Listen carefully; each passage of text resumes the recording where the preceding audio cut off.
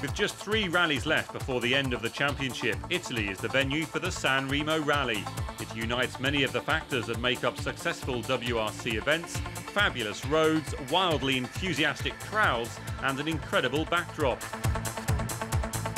It runs out of the Riviera Resort into the mountains and back again. The stages are on tarmac, but bad weather can leave them with a carpet of dirt, leaves and gravel. With the end in sight, no one can take San Remo for granted.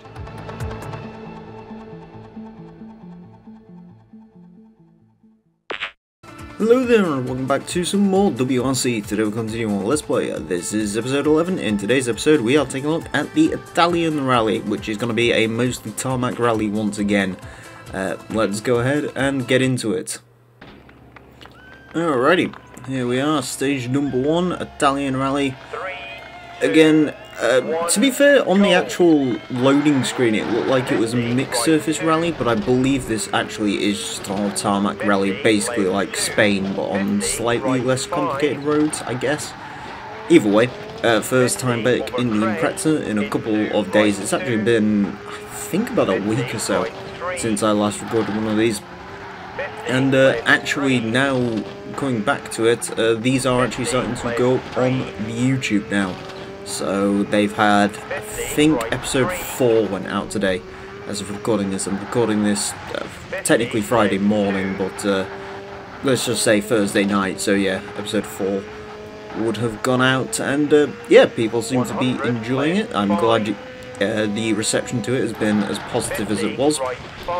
Actually was slightly worried, considering people are expecting, well, probably expecting 44, but yeah, there's issues with that at the moment, so that is sort of on hold indefinitely at the moment, so I was a little bit worried to how people would take this, but it seems it's mostly positive, which is good. Some people pointing out, well, actually one person in particular, Daniel, pointed out Citroen should have actually kind of scored manufacturer points in one of the previous rallies, and they didn't, which is a little bit weird. I'm still not 100% sure quite how the manufacturer's points work in this game. I believe it is based on an average of what all the cars do, and because Citroen's an outfit with, I believe it's 4 drivers in this game, their points need to average out between the 4 drivers, I guess. But then again, Hyundai have been earning points, and so Skoda, and Skoda's got a lot of drivers that are completely useless, so unless it's just based on an average of what the team does as well, that's always a possibility. But yeah, not really quite sure how that all works out, so all I know is we are in the lead of the manufacturer standings quite heavily. We're also in the driver's lead, of course, which, if you haven't watched any of the previous episodes, we are, what are we on? We're on 100 points. I believe I've got about a 69-point lead, nice, on the next ranked driver, which I believe is Carlos Sainz or Tommy Mäkinen, one of those two. So either way, we're quite happily winning. Turns out the normal difficulty of this game is actually pretty easy, so I mean, I'm not complaining about that too much, because that means hard difficulty hopefully shouldn't be too bad in this game, because some of the later WRC games are tricky even on their base difficulty. It can be kind of hard to win a championship, but it seems this first game, maybe they made it a bit too easy in their opinions. Again, also having the mini-map in this game I think helps out a hell of a lot. I should really turn it off for difficulty sakes. I might just do that at some point, just for reasons. Anyways, that first stage was pretty good. It wasn't looking too hot in the first split, but after a while that seemed to all come along. Again, you can tell when it's a new recording session because we have to re-enter the name here. Although, as I've explained in the next few games, that actually you have to do that every single level, so you'll see me put that as blank for like most of it. So we got Mäkinen, Ford driver, Loic, Sainz, Gronholm. Yeah, pretty much as you'd expect at this point. Maybe would expect Panizzi to do a bit well, considering he's the tarmac specialist of the Peugeot, but never mind.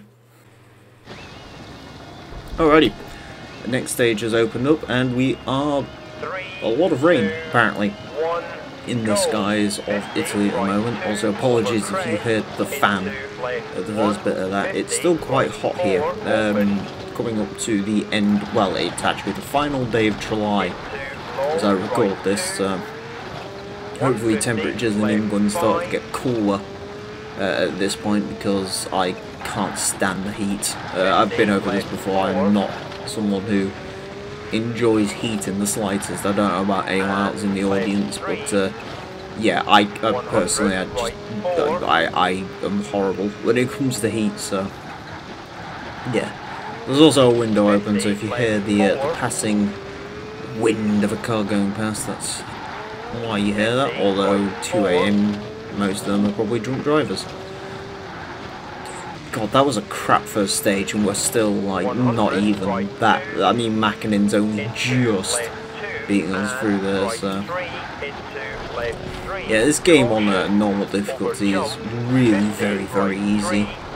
I'm even challenging myself in this stage to just not look at the map, and even still, just relying on the co-driver's signals. And yeah, it's like I said, don't worry, the next few WRC games are a lot more of a challenge. You can't quite drive the car the way I'm doing in the next few games, especially in I'm trying to remember what game it is.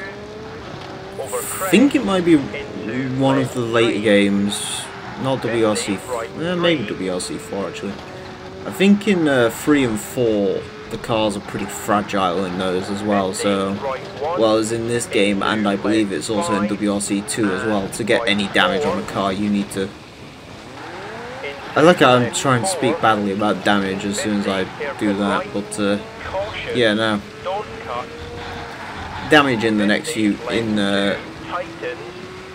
3 and 4, or yeah, I think 3 and 4 of the cars are more.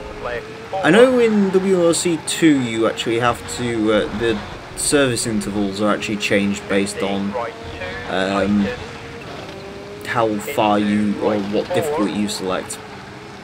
Of course, this game does not have service intervals, and yeah, this game doesn't have service intervals. WRC3 does, and then they actually got rid of them for WRC4. Wow, this is an awful stage. I should point out, not only am I driving bad, I'm just not very good at tarmac stages in general. I tried to explain this in the episode where we went to Spain, but yeah, the game sort of showed me to be a lot better than I actually was. This time around, by the looks of it, it's going to do the same thing, because despite its damaged car, I was 3 seconds up. I doubt I'm still 3 seconds up, considering I have no launch out of corners anymore, but oh, everything's broken now. Okay. Literally all of the everything is broken on this car, and this looks like it's a very tight technical section. 6 seconds down on Ford driver. Who knows, maybe this is the stage that sort of is our undoing. Should be able to make up the time though. Even if I'm losing like 15 seconds on this stage, I should be able to make them up in the next few stages upcoming. This is a long stage for this game as well, because most stages in this game are only about 2.5 to 3 minutes long. This one sort of seems like a longer stage.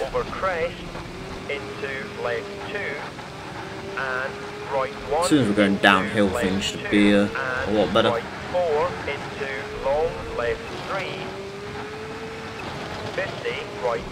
Subaru is very poorly, come on. There's the finish line. Almost there. Still only 6 seconds down on Ford driver, despite the car looking the way it does. Wow. It's only 0.21 of a second down on that final split. That's insane. yeah, people wonder why I might say this game is actually surprisingly easy. Just sort of proved it there, because that I really should have been doing a lot worse than that. I'm still 9 seconds up on Ford Driver, and we've still got 3 stages to go where hopefully I don't bin the car. Alrighty. Apparently the car's got no shadow in this stage. Unless the car just never had any shadow to begin with. This is a very strangely lit stage. Yeah, not sure on this one. Oh well, at least we're driving a healthy car again. Actually, to be fair, I've sort of said the damage system in... I mean, you can feel the damage system in this game affecting the car. It's just on easy difficulties. It doesn't really seem to mess up your pace all that much. But yeah, definitely, it's nice to drive a car that feels a lot quicker than that one did. There's not really much sense of speed in this game though, I will be honest. It's not quite as... Because it's a PS2 game, I can sort of forgive it a little bit more for the sense of speed not being quite so good. I guess WRC 2 improved on that, probably to too much of an extreme in my opinion. But it's not quite as concerning as the lack of speed I personally found in, say, Need for Speed Paycheck. That game had an awful sense of speed. Like, you could be travelling 240 miles an hour in that game and it just felt like nothing. So, yeah, this game really is better than quite a lot of racing games these days, despite the fact that, to be honest with you, the WRC series did get a lot better. You know, as time went on. I still probably say out of the main series, you know, WRC 1, 2, 3, 4 and Rally Evolved, 3's probably my favourite of the bunch.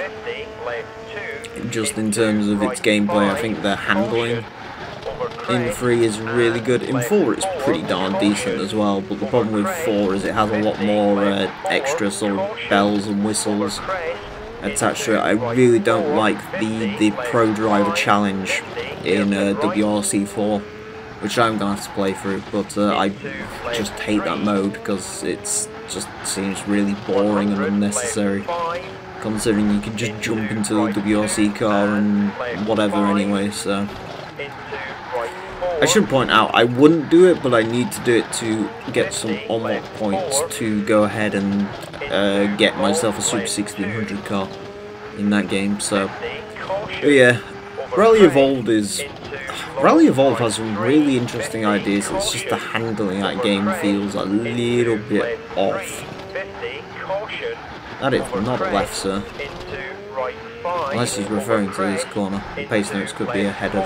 I can't remember if I've changed the pace note timings in this game or if you can. I know in later games, and indeed in rally games in general, that's something to do. I don't know if I mentioned it in one of the previous episodes, but I played a fair bit of the WRC 8 now as well, which is... that's actually a pretty decent game. I haven't been playing it so much as of lately. I picked up F1 2020 a couple of days ago, and that's sort of been sucking a lot of my time away. I'm not really an F1 person, but over the last week, 2 weeks or so, actually tell a lie, over the last few months I've really gotten into like the history of Formula 1, and then like in the last week or so I've been watching a lot of the like team radio videos, and I understand a lot more sort of what the modern climate of F1 looks like, sort of who's in it and all the rest of it, and all different personalities and stuff. So I actually picked up F1 2020. Mostly, to be honest with you, F1 2020 I was more interested in my team stuff, because any game where it lets me sort of run a motorsport team, I usually get pretty interested in. Over jump, 50, hairpin right, 50, long, hairpin left. That is,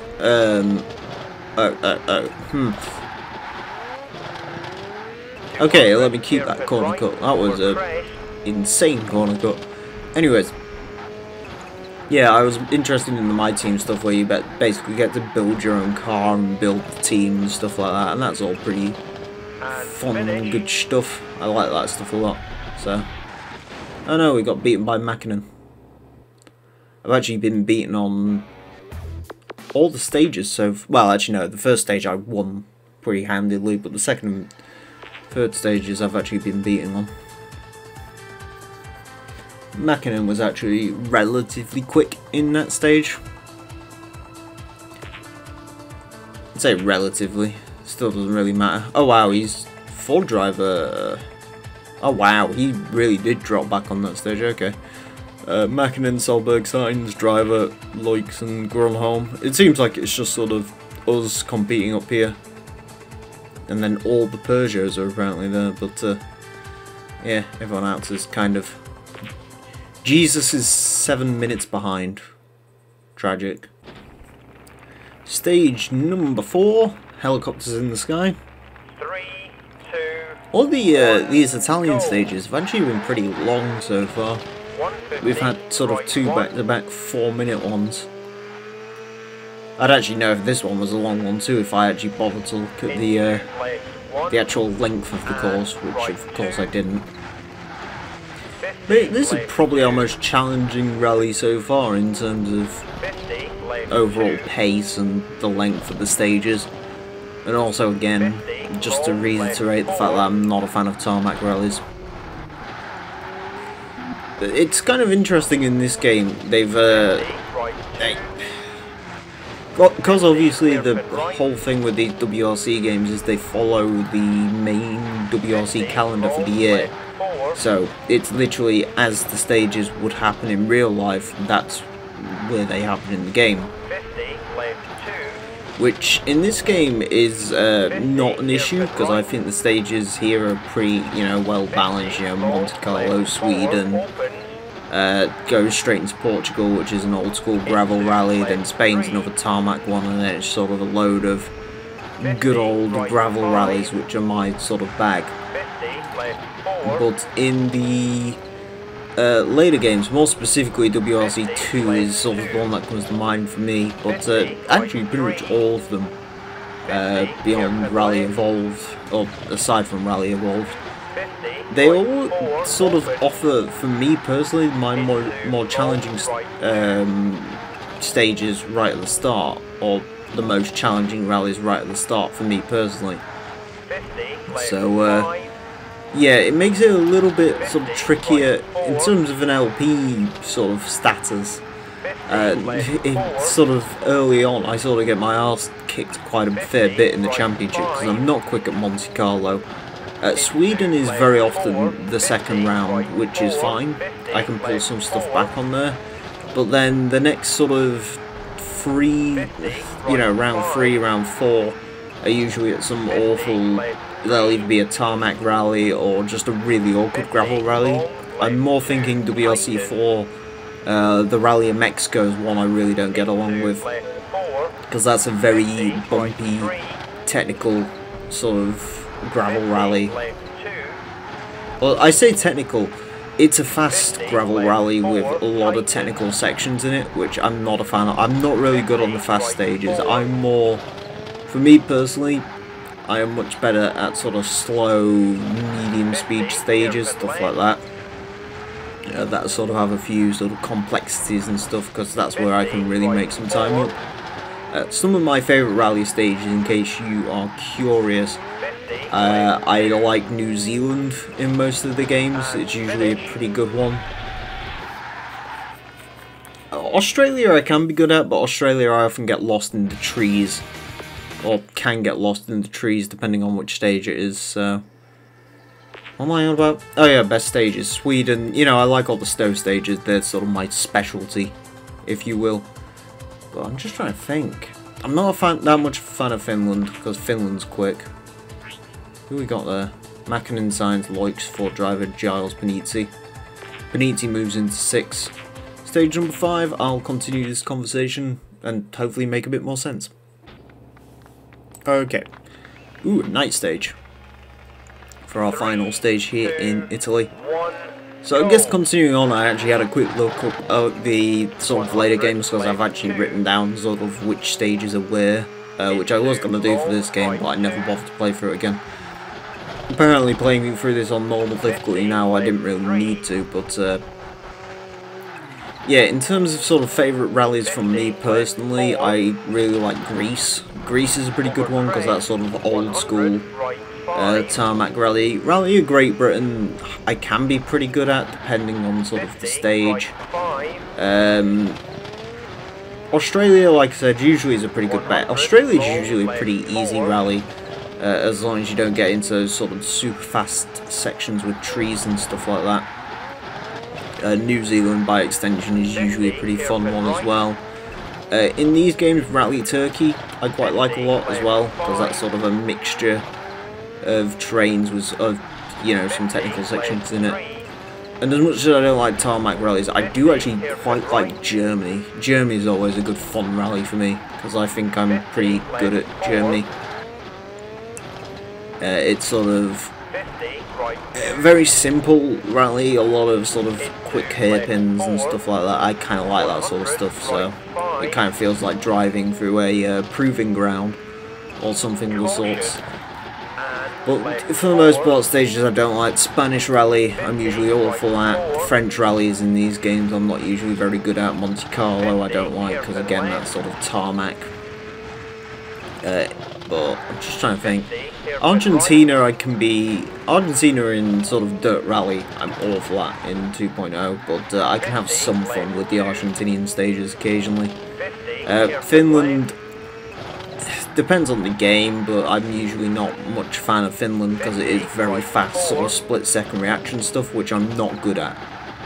Germany I can deal with because usually you can see stuff coming, and in Germany you're sort of more prepared for it because Germany is usually like, oh, quick right angle turn or something of the sorts.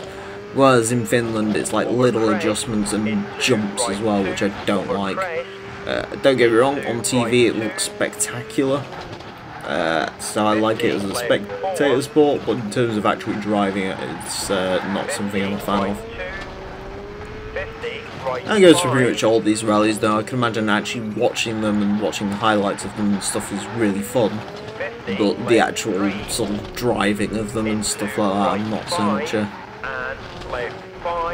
so much a connoisseur of. I don't know if any of this has made sense, by the way. It is quite late. A little bit tired. I've been a bit sluggish all day though, so. Again, I spent a lot of today playing F1 2020, so. And beyond that, I was like meant to record this a number of hours ago, and then I got distracted watching like YouTube videos. You know, when you get down the hole of like YouTube videos where you're meant to go and do something, so you say, right, I'm going to stop watching it at this time, and then you just sort of keep clicking through, and that time sort of gradually gets longer and longer. Yeah, that was me. I was like, right, I'm going to record this at like midnight, and then, you know, I actually started about 2 AM, so it was good. I was actually going to try and finish the game today, but I don't think that's going to happen, so I'll probably try and get a couple of stages done. But the finale of this game will probably have to wait for another day, maybe tomorrow, depending on how close we get through. That was a pretty fun section there though. This rally, I don't know, it's a little bit long. It's basically Monte Carlo without the snow. That's kind of what it drives like, if I'm being perfectly honest. These final stages have been quite fun, and also apparently one that I'm very, very quick at, which I will definitely take. We're up on every single split in that rally as well, which is actually pretty uncommon. Even on this difficulty, usually there's one split where we fall behind, but apparently not. Speaking of me not liking the French rally, apparently that's what's coming next. Alrighty, what were the final rally standings for our time in Italy then? Solberg, Driver, Macadam, Loic, Sainz, the Roving pair got into 6th. But in terms of the actual points, we win out overall. Macadam's 29 seconds behind, Ford Driver almost a minute, Carlos Sainz, Frederic Loic and Gilles Panizzi. And then all the Peugeots, Delacour, Ericsson. Alright, cool. So in the driver standings, we are on 110 points, having never lost a rally. Carlos Sainz is on 42 points, Tommy Mäkinen on 37, and Ford Driver on 18 points. Richard Burns remains in 5th, Didier remains in 13th. Loic moves up a bit, but other than that, not really much to write home about. And in the manufacturer standings, we have almost doubled the points of Ford. Mitsubishi Peugeot gets another point, which further separates them from the pack. Hyundai on 9, Skoda on 6, and Citroen still yet to score a point. But maybe they will do in their home rally, which is of course what is coming up next. So join us next time for the French rally. Until then, farewell. You know the fear, the sorrow that my heart holds in, knowing just where my hopes and dreams are going. I won't let you be. Got up in a wall that you are not part of. Eyes on the slit of your father with love.